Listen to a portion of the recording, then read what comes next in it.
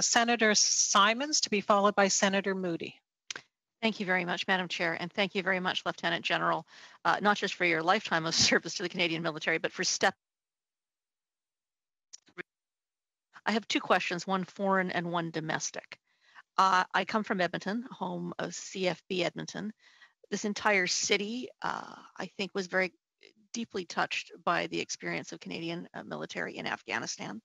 A lot of people in my community are still bearing the scars, the PTSD from those experiences.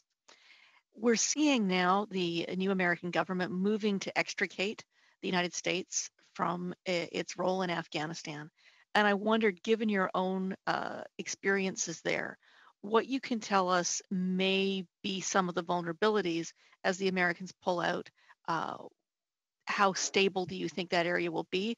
And do you foresee a need that there may need to be a return at some point of peacekeeping to that area? Madam Chair, this is an issue I've been thinking about for some time, having spent a good chunk of the middle part of my career in that part of the world, including being based out of Edmonton and deploying from there. So after 20 years in that country, the American government has made a decision to pull out. So what are some of the risks going forward? I actually had a good chat with my American counterpart on Saturday about this as they withdraw their forces. So this was a deliberate decision on the part of the U.S. There are, of course, risks. We don't know what the future for that country is going to bring in terms of what form of government they're going to have. Will there be a negotiated settlement to governance in that part of the world? Don't know at this point. You know, I think back to our own contribution to that country, and it's something I've been thinking about for a few years. The was it worth it question, which every one of us who served in that part of the world will be asking at this point. You know, was my service worth it?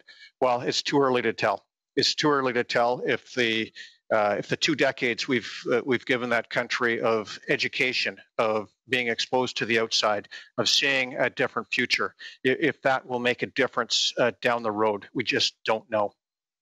All right, thank you very much. My second question is a very different one, and perhaps a more sensitive one. In this time when we have seen a rise in white nationalism, neo-fascist violence, and there have been concerns raised in some quarters about the degree to which members of our police forces and our military may be involved with some of those white supremacist movements. I wondered if you could tell me not just what you're doing to address issues of racial inequity within the Canadian Armed Forces, but what you're doing to get to the bottom of these concerns about the military being a breeding ground for white supremacist radicalization. You know, Madam Chair, this is another one of my concerns. It seems like we're going through a shopping list of concerns, and you can tell I have many of them. But this is a toxicity that exists in our culture, and we have to ensure this toxicity does not seep into our ranks because we have no place for it. And so better screening, better understanding of the threat. We also have to understand that this threat of extremist organizations continues to morph.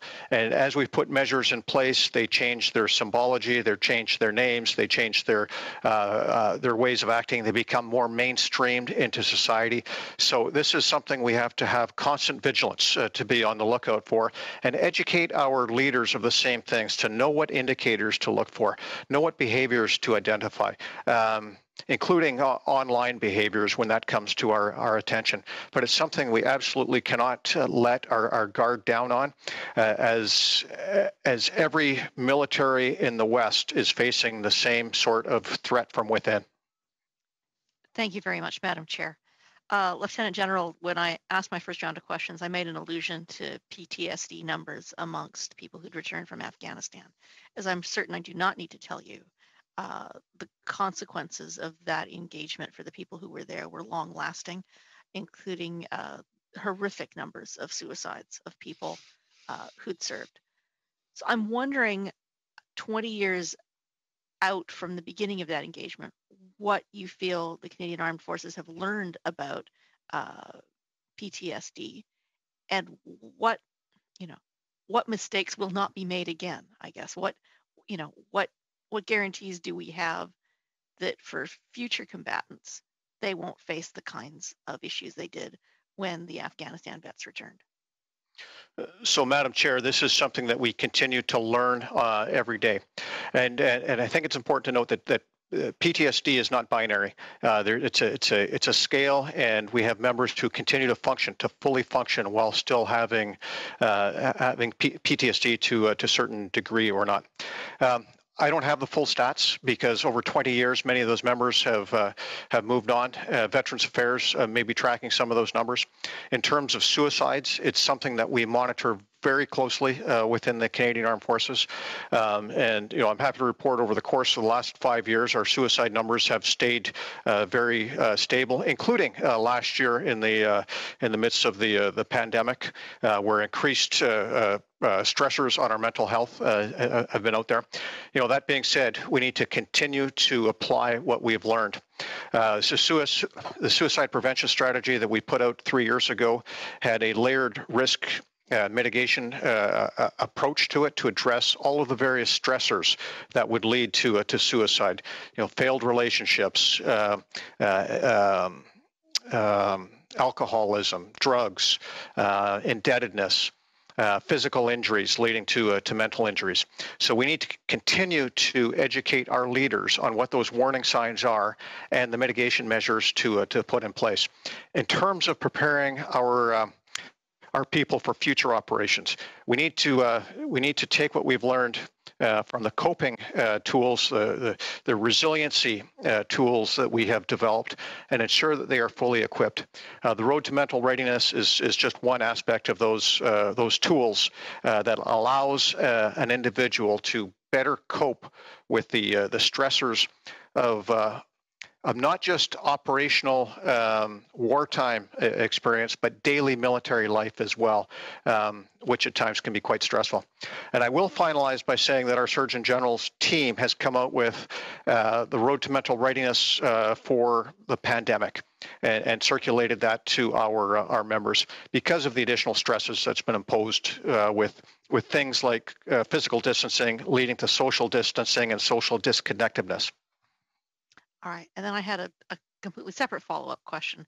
We've talked about China, we've talked about Russia, we've talked about Afghanistan, but are there other global theaters that you are monitoring? I mean, I'm thinking about times that we might be called up to serve as peacekeepers.